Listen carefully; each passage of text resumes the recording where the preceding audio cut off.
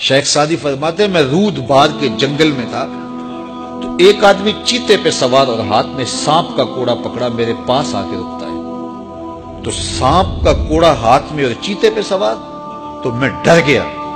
جب میں ڈر گیا تو وہ مسکرا پڑا۔ اس نے کہا سعدی ڈر گئے ہو؟ میں نے کہا بات ہی ڈرنے کی ہے۔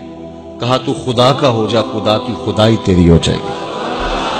اس کا ہو کے تو دیکھ، زمانہ تیرا ہو جائے گا۔ میرا ایک دوست مذاق سے کہتا ہے پہلے جب کسی سے پوچھتے ہوتے تھے کیا حال ہے، وہ کہتا تھا شکر ہے، آج پوچھتے تو کہتا ہے شوگر ہے۔ تو بالکل حالات بدل گئے اور ناشکری پیدا ہو گئی ہے، برکت اٹھ گئی ہے، اللہ کی ناراضگی ہو گئی ہے۔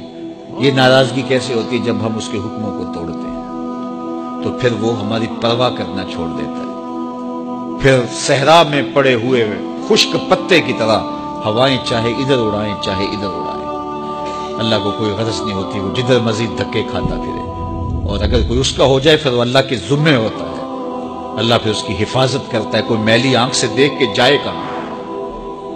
کسی میں ہمت کیسے ہو؟ حضرت سفینہ رضی اللہ تعالیٰ عنہ جنگل میں بھٹک گئے تو انسانی بھوک سونگ کے شیر جب حملہ آور ہونے کے لیے قریب آیا، حضرت سفینہ رک گئے اور شیر کی آنکھوں میں آنکھیں ڈال کے کہا اور جنگل کے بادشاہ جانتا نہیں میں کون ہوں؟ میں رسول اللہ کا نوکر ہوں۔